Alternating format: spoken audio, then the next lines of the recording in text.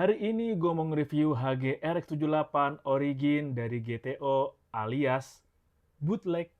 Impresi gue setelah kit ini selesai dirakit dan ditambahin aksesorisnya, keren sih.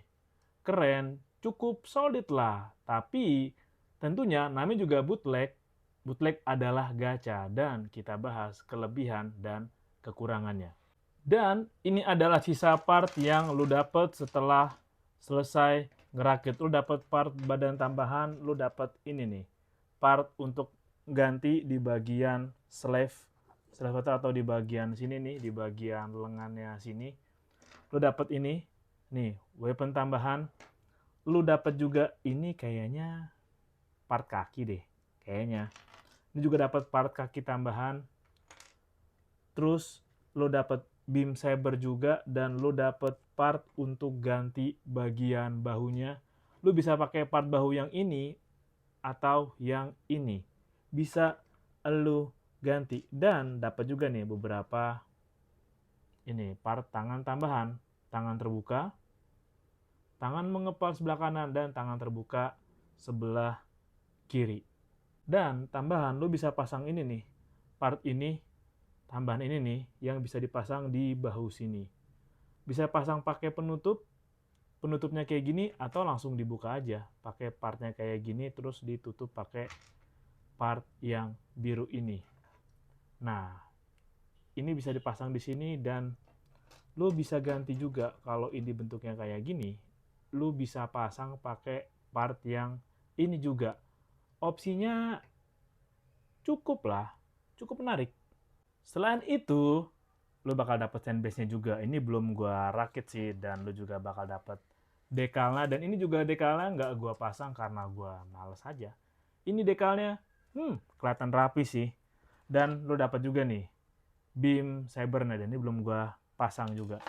Dan kalau untuk manualnya, oke sih. Cukup oke.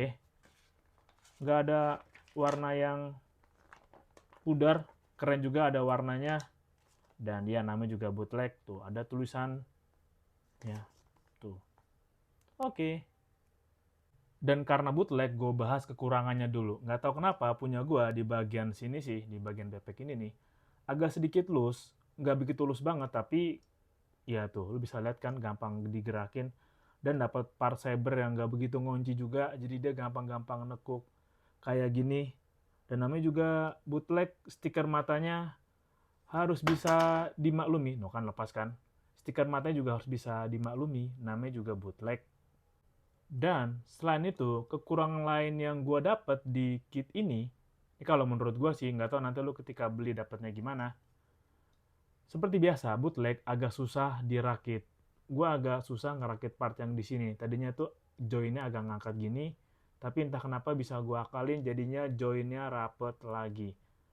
Dan gue nggak tahu kenapa bagian gue ini bagian sleeve atau kerah lengannya ini agak loose, tapi untungnya masih bisa ketahan dengan tangannya. Dan lo bisa lihat namanya juga bootleg.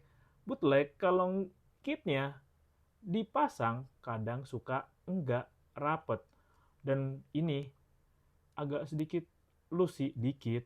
Oh, kalau pakai yang biru doang ini loose, tapi kalau ada part yang abu-abunya ya enggak. Dan kekurangannya, coba gue lihat lagi. Gue baru inget.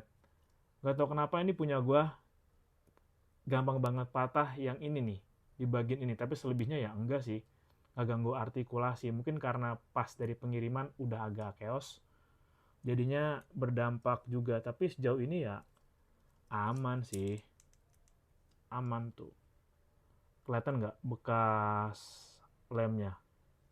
Ya, namanya juga bootleg dan keseluruhan lu bisa lihat kan. Nih, artikulasi kepalanya juga oke. Artikulasi tangan juga oke. Ini masang senjata juga gak tahu kenapa agak susah dipasang di part tangannya, tapi masih oke lah, masih bisa masang. Oh, dan punya gua nih ada part patah di sini nih.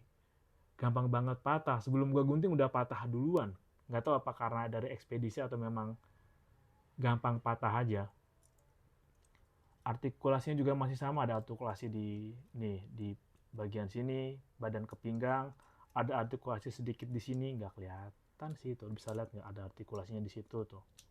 Kayak gini, artikulasi tangan juga bisa muter, cuma ketahan basoka. Artikulasi kaki juga dia bisa maju ke depan, tapi ke belakang enggak karena ininya ngunci di sini. Dengkul tadi juga bisa ditekuk, tuh 90 derajat. Ada juga yang di sini nih, tuh. Ada ball joint di sini, ada artikulasinya. Ya artikulasinya oke sih, nggak loose banget. Dan sekarang kita masuk ke kelebihannya. Dan menurut gue kelebihan dari kit ini adalah enak banget artikulasinya. Walaupun bootleg, tapi rasanya nggak begitu kayak megang bootleg banget. Nggak begitu keras, nggak begitu loose, masih oke lah. Masih enak banget untuk diposein dan digerakin. Ya walau ngerakitnya ada yang susah-susah sedikit dan ada yang nggak rapet, tapi secara keseluruhan kalau udah dirakit pun juga tetap kelihatannya solid. Tuh, lo bisa lihat di sini cukup enak juga buat digerakin. Dan harganya kalau buat gue sendiri juga terjangkau. Ini gue beli di harga 100 ribuan kok, 100 ribuan. Tapi megang kit ini rasanya udah enak-enak aja. Ya lumayan solid sih untuk harga kit 100 ribuan. Dan kelebihan bootleg selalu dia menyertakan stand bass. Respect sih. Yap, untuk kit 100 ribu, kit ini keren.